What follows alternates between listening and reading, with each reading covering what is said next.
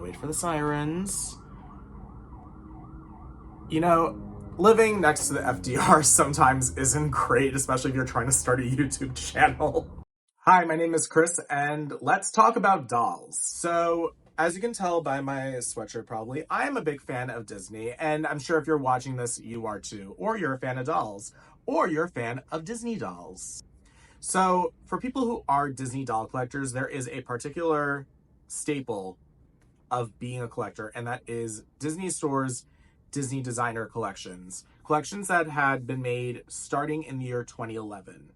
So right before that, Disney had started making dolls for the adult collector. These 17-inch dolls that kind of coincide with Blu-ray releases of a Disney princess film. So we got Snow White, we had Tiana from Princess and the Frog, we had Belle, we had Rapunzel. But in 2011, interesting time, the Diamond Edition release that was coming out was The Lion King. There's no doll to release. But they did not disappoint. They decided to release an entire collection of Disney princess dolls. And this was the first ever Disney designer collection. And ever since, it kind of just been snowballing and became this giant chunk of doll history for Disney that is kind of unavoidable. To a point where it gets a little crazy. There are various different levels of success with these dolls. Some are great, some are horrible, some are fine. And we're going to kind of dive in and do a ranking of the 12 different years that there was any of these existing. Also preface, I'm not going to mention the Tinkerbell designer dolls or the Minnie Mouse designer dolls or the Incredibles. I kind of just want to stick with like whatever the main designer collection of that year was. Those were kind of more like fringe collections that existed in their own world. How I'm doing it is there are some lines that go through different years, but I'm going to divide it literally year by year and talk about that collection specifically because it can get a little muddy when talking about like just Disney fairytale designer collection or Midnight Masquerade. Speaking of Midnight Masquerade, my absolute least favorite collection. Sorry to the people that love this line, because I know a lot of people who love this line. But the Villains collection of the Midnight Masquerade series, I find so messy in so many different ways. I think there's this weird thing that people will just love it because Disney villains are involved, because people love the Disney villains. But that doesn't mean that the dolls are good. Yes, it sucks that Disney villains don't get as much doll representation as Disney princesses do, but if you're going to do it, you got to do it, and that doesn't mean throwing every crap idea you have and putting it all onto the same doll. And that's what a lot of the problems with this collection is. And I think a lot of people thought that this collection was beautiful because the photography in general, the marketing photography was done so well for these. But when you really look at the costumes, they are so crapped up. We don't need two masks for Hades. Yes, it's pain and panic, but that just kind of craps up already with the giant plastic blue flame on him and then the smoke that's just like attached to the bottom of his skirt. One of my big gripes with some of these Disney designer collections is the packaging. A lot of people want to keep these dolls in packaging, so it's very annoying that if you're trying to be a completist collector, space is such a big issue for a lot of people. Like, I live in New York City. I don't keep my doll collection here. It's all in my parents' house. I don't think that I could be a completist Disney designer doll collector because I would want to keep them all in the packaging, and the packaging is huge, especially for that Villains collection that came out. And one of my other big problems with this is the Evil Queen and Maleficent dolls use the designer faces from their 2012 collection. And it just feels inconsistent when you're using other face molds for the other characters that look like the cartoons. Another thing is some of these costumes are way too sexy for who these characters are. Where is Lady Tremaine going? Where is she going in this? She looks like a leather dom mom with this cage. Like, yes, I get the metaphor that she locked up Cinderella and like kept her in a cage, but like this does not work with who she is as a character, and especially in this world, especially if you're going to have them look the way they do, then it just doesn't make sense. I don't know why they put her in this collection as opposed to somebody else, and it's funny because I wish she was in the 2012 collection. We'll get into that. From the editing room, he never gets into it. The next one I'm going to talk about is what I think the general public deems the worst collection. The Ultimate Princess Celebration Collection. This was for the Ultimate Princess Celebration, which started in 2021. This line was interesting because this is the first time, and I think the only time, that they came out with these dolls month by month by month. What was great about the collections early on was you can see all five or six or however many were coming out that year, and you can kind of pick out, if you're someone like me who mostly only got one per year, you can kind of pick out which one you like the best. So with a collection like the Ultimate Princess Collection, the Ultimate Princess Celebration Collection, it's such a mouthful. It would kind of seem that you would kind of wait to see what month your own favorite Disney princess would be, and you would hope that they had a good design, and oh boy. So my favorite Disney princess is Ariel, and the designs were, each doll was designed by a different member of Disney, I guess, like for whoever works at Shop Disney, like Stephen Thompson, who does a lot of like art for Disney, was one of them. To me, it seemed like a lot of these people were not designers, and you can tell that it was just, that it didn't seem like that they went through like actual any editing by super or somebody like a higher up. When you look at other collections, you can tell they all kind of live in the same world. The big issue is that they made this a fashion collection. I personally am so over fashion interpretations of Disney characters. I think it's been done to death. The Hasbro Style series definitely did not help. The Mattel series that they just did, the Enchanted Elegance collection, is actually pretty good, and luckily they only did like 3 and just stopped. But I think in general, it's been done to death. And especially if you were like on Tumblr or DeviantArt in the 2010s and the late 2000s, then you know what I'm talking about. I'm guilty of it too. I've done my own fashion interpretations of Disney princesses as well. I'm literally known for doing blazers of Disney princesses. Another problem I have with this collection was that it didn't seem like they actually cared about the designers that much. There'd be like a picture of them and like a small description, but like, where's the art, the original art that they did for the design? Where is all of that? Because they put them in the packaging in backgrounds from their own movies. And that does not help like the random civilians who are looking at these dolls being like, I don't remember Jasmine wearing that, or I don't know what this is. So I wish that they really focused, if they're going to go fashion, you got to go hard on the fashion. That's why like the very first Princess collection, when they do those illustrations, you kind of see where they're going with this. So there's a few good ones. There's a few ones where I actually do like the designs, but in general, I would never want this entire collection sitting in my house. I got the one first Ariel, really, like after sitting in my shelf for a couple months, because I was like, I don't want this. It's not bad. The quality of the dolls were not bad. Like, they're actually very well done in terms of the quality. It's just the physical design of it doesn't look good on a lot of them. So number 10 is the most recent collection, and that is the Midnight Masquerade collection of 2024, where it was like 3 villains and 3 heroines, and then 2 D23 sets. I think that the Midnight Masquerade series is done. What's weird about it is it was 4 years after the last one, and I was just like, why would you go back to this? Like, what, like, were these all just designs that were just sitting for a while and you guys decided, hey, let's just do those? Because that's kind of what it seems like with a lot of them. The one that I thought was actually really great was they did a Gaston one, and I would have liked it. I think I would have liked the entire villain series better if he was included in that one particular Gaston doll. But it just seemed kind of like, what's the point? It just seemed like they were kind of just filling in for characters that they didn't do the first 2 times around. While they're not like terrible, I'm just so uninspired by them that I didn't get a single one of them. I saw an Ariel actually on this recent trip that I went to, and I kind of like stared at her. I was like, I mean, she's pretty, but like I would never spend $150 on these. So the next line I'm going to talk about is the very first line of the 2011 Princess Designer Series. These are pretty. They're pretty. I have the Snow White one.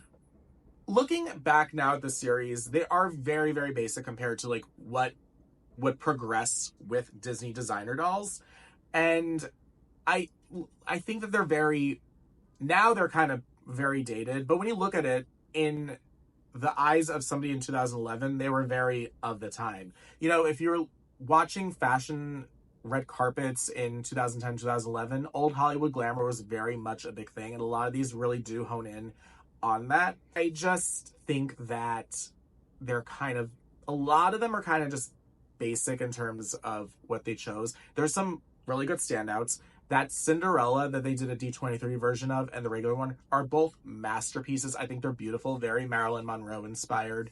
I really enjoy the Princess Jasmine one. I really enjoy the Mulan one. I do like my Snow White one, but the only reason I have it's because I have the Evil Queen and I wanted them side by side in my own collection. And then some of the others are kind of just like whatever, like the Tiana, the Aurora, they're kind of just like like it just felt like that they just had to make dolls of them, of all of them. That's like what it seems like to me. Next is the collection that would success it, and that is the villains version of the designer collection. What I like about these is I love how sleek and sophisticated they all look together. There's only one bad one to me, and that's the Mother Gothel. She kind of looks like Bianca Del Rio and Frankenstein's Bride had a love child. And she's the only one that doesn't have like her own like fashion face. All the other ones have like these fashion faces. Very Integrity Toys, very, my grandmother had these Erte statues, and that's what they kind of remind me of. And I think maybe that's why I like them as much as I do. And I really liked that they were trying to just do these, not literal versions of the Disney villains, but like these fashion model interpretations of them. And that's kind of where this weird controversy with the Ursula doll came in, where everyone got so mad that Ursula's skinny. In my head, I'm like, you're not saying anything about the Queen of Hearts. And we also shouldn't act like this was the first time that Disney ever made Ursula not fat. As a fat person myself, I personally don't care that Ursula isn't fat in this collection because it's just a fashion interpretation of her. She's supposed to just look like a fashion illustration come to life. And I think that the doll should just live the way that it did. So the next we're going to talk about is the first in this ranking of anything of the Disney Fairytale Designer Collection, which actually are my favorite in general, because it felt more worth the money that you're getting basically two dolls in one acrylic case. So it was my least favorite of the four lines of this is definitely the 2015 sets. There were choices made that made me confused. I really like when they're telling a story. Some of the best ones are in this line and some of the worst ones are in this line in terms of like the hero and villain ones of the Disney designer collections. Like Snow White with the hag giving her the apples, great. But then you have just Ariel and Ursula just sitting in a case together and Ariel's like smiling at Ursula. And you don't know why. I would have liked it so much better if it was like the scene, like Ursula having the contract for Ariel to sign, something to like really do that story. The Peter Pan and Captain Hook is great. The Tangled one is okay. The worst one to me, and I actually had this set, they did Elsa and Hans together, and it was very much just to cash in on Frozen, because this was 2015, which means that they had to start production on this in 2014. And if anybody remembers 2014, it was Frozen Mania. I think that they were looking at this and be like, all right, let's just make a set. There's a D23 exclusive of it where it's Elsa and Hans in the coronation costumes, and that makes a lot more sense. It just kind of seemed like they made the Snow Queen Elsa doll with Hans to be a compensation for anybody that wasn't able to get the 17-inch limited edition Elsa doll that is now like $2,000. So the 2016 one, I really like a lot of the choices that they made. However, it's so white, and there's only 4 sets in this, and the other ones always had 5. So to me, I keep thinking about what other hero versus villain set could have existed. I would love to have seen Aladdin with Jafar, or I would love to have seen Mulan with Shan Yu, or Esmeralda with Frollo. But the main one I really wanted was Tiana with Dr. Facilier, and she's in the white dress and she's holding his talisman. I think that that would have been a really, really good set, especially because now it seems like now they care so much about Tiana after everything. And it kind of sucks because I feel like there was a lot of missed opportunities with Princess Tiana with a lot of characters actually between the years 2015 and 2019, if you know what I'm saying. The only one of this set that I own is the Belle and Gaston, and I think that one is really fun. And there's some like weird choice. Like another thing that's like, if you look at the Alice and Queen of Hearts set, on the plaque it says Alice and the Red Queen. And if you're someone like me that cares about those dumb nitpicky details, that actually stopped me from wanting that set. I have a weird critique about the Cinderella and Lady Tremaine doll, and that's just about how it's torn. I think if I do make a series of videos where I rank each doll from each line, I'll go into further detail about my problems with these. But overall, the heroes and villains sets are fine. They're really, really whitewashed, and I wish there was a little more diversity in them, but they exist. Now we're gonna go into the 2017 ones. This line I found so interesting. There were so many really, really good ones, and some ones that I was like, eh. I also was getting upset that they didn't continue this, because there was so many, I had like so many other ideas of like what kind of sets they could have done. Because this was a series where it wasn't particularly just like a princess with her prince or a hero with their villain. It was just scenes from the story, like Rapunzel tying up Flynn Rider, which is one of the best ones. My personal favorite is the Mulan and Shang set that they did for the D23 of 2017. The Blue Fairy Pinocchio one is really good. But then you had ones that were the same price, and there was only one whole doll. There was a Cruella de Vil one and a Moana one, and they just had little plastic characters along with them. And it kind of annoyed me, because I was like, it's the same price, and those acrylic cases are so big that I was just like, why not do like Roger and Anita with Pongo and Perdita, or have Moana be with her grandmother? I think that would have been a really beautiful set. But no, it's just Moana with a bunch of Kakamora. The one that really upset me was the Ariel and King Triton set, because that scene is, I have a very personal sadness with that scene, so I kind of wish that they did something different. It is what it is, and she doesn't look that great, but we're gonna move forward. So the fourth best set to me is the 2019 Midnight Masquerade series. This was kind of refreshing, but I was kind of disappointed. We'll get into when we get to number one, because this was a very exciting time for collectors, because we finally got an Esmeralda doll, we got a Megara doll, and for people who love Enchanted, we got a Giselle doll, but that was a D23 exclusive. Whole thing. I think that this line is actually very, very pretty. I think that most of them are very well done.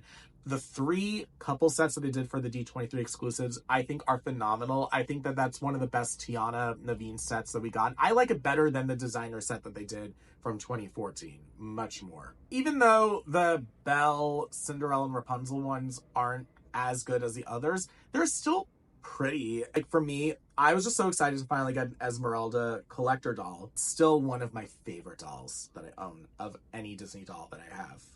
So good job, Masquerade series. I kind of wish that they ended the Masquerade series with that. Just do that one. But we got the ones that we talked about before, and you know how I feel about them. We just talked about it. Number 3 is the 2014 couples from the Disney Fairytale Designer Collection. So this set always kind of just felt like a continuation of the one that we're going to talk about next, and with various degrees of success. I think that they kind of got lazy in terms of what costumes they pick for the characters, and I would have liked a little more story play in terms of like what scenes they pick. Like, I own this Mulan set with Shang, and I think they're really pretty, but I would have liked it just a little more if it was the scene where Mulan gets her helmet back from Shang and she says, "Would you like to stay for dinner?" And Grandma Fa goes, "Would you like to stay forever?" But we just got her in her matchmaker dress and him in his armor. Like that they did Aurora in her Briar Rose costume with Philip, because that's the scene that I love of them together. I think that the Tiana and Naveen set, another one I own, I wish it was maybe the finale costumes, just to kind of give more diversity, because for a while it just seemed like they were only going to put Tiana in her Bayou dress, which I love, but I also kind of wish that they took more chances with these dolls. 2013. This is the only line of Disney designer dolls where I own all 5 of them, and it took me 10 years to be able to achieve getting all 5 of them. This line is beautiful, and I love them so much. I'm annoyed that they did my 5 favorite Disney princesses in the same line that year because I was a senior in college and I had no money and I wanted them all. Now I got them all, but it took a while. Again, the same critique that I had about the 2014 ones. There's things where I was like, oh, I wish Snow White was in her rags and have it be the scene where she and the prince meet at the wishing well, but whatever. They did that with Ariel being in her blue village dress, and I think that that's the best. It's one of the best designer dolls I own. I think it's one of the best designer dolls ever made, one of the best Ariel and Eric sets ever made. These dolls are just so gorgeous, and I love them. And it just kind of seemed like, in terms of like doing classic interpretations of their classic costumes for a 12-inch scale, that this is the best that Disney was ever going to get. And I think we should all be very thankful that they exist and that some of them are going down in price now online. But for me, the number one set of any Disney designer collection is the Premiere series. This is such a smart idea, and I'm very mad that they only did 6 dolls and they didn't continue it like they did with the frickin' Midnight Masquerade collection, because I really wanted to see more of what they could have done with some characters and about their time periods and about fashion history. They were smart to do Snow White immediately. That one's amazing, and it's so perfect for the 1930s. The Cinderella is very nice too, and the Tiana actually works extremely well for 2009. Her outfit is very, very going to a movie premiere between the years 2006 and 2009. And I hate that people really don't like that one because they want to put her in like this long sparkly dress. That's gonna be my weird critique. If they were going to only do 6, I don't know why they had to do Ariel, Belle, and Jasmine all immediately, because that's only a chunk of 3 years of difference between all of them. And I personally, if I were the person in charge here, I would have, even though Belle is the one that I own from this collection because I was born in 1991 and my favorite movie is Beauty and the Beast, I would have cut Belle and I would cut Jasmine. I would have kept Ariel to be the like 80s representative. I would have put in Aurora, and I would have put in either Pocahontas or Mulan. Aurora would have represented the end of the 50s and maybe like just a little bit of the start of the early 60s, maybe like in some like beautiful Givenchy dress a la Audrey Hepburn. Cinderella in 1950 and Sleeping Beauty in 1959 is enough of a time difference that there is a difference in the fashion. There isn't enough of a difference between 1991 and 1992 for Belle and Jasmine, and that was one of my problems. So then I would either pick Pocahontas or Mulan to have been the representative of the late 90s as opposed to the late 80s. That's Ariel. That way you also have at least a 10-year time jump into Tiana in the late 2000s. Because if you're going to celebrate fashion history and the different things of the time, you know, do that. You don't need to do 89, 91, 92 when you have 1937, 1950, and 2009 surrounding that. I really wish that they did continue this and did more. If you guys want to see what I would have done for the collection, let me know, because maybe I will do my own research and like fashion sketches and everything. But this was the best line, and that's why it's number one and why I'm so upset that they didn't continue it, because I think that there was a lot of things that they could have done with it. Hey, this is Chris from the editing room. So I realized when I first talked about how the Villains Masquerade series is my least favorite, and I criticized their boxes. The film premiere series has similar boxes. So is that a little hypocritical of me to rank this the best and that the worst, and I'm complaining about the packaging? Sure. But what was cool about the packaging is that they had all these like little things on the sides, like tickets and like a flyer and like an invitation to that film premiere. So that kind of made it worth it. But also the boxes are really easy to flip over. That's what I had to do with my own. So, what is your favorite line from the Disney Designer Collection? Do you have a favorite doll from the Disney Designer Collection? Let me know in the comments below, and don't forget to like and subscribe.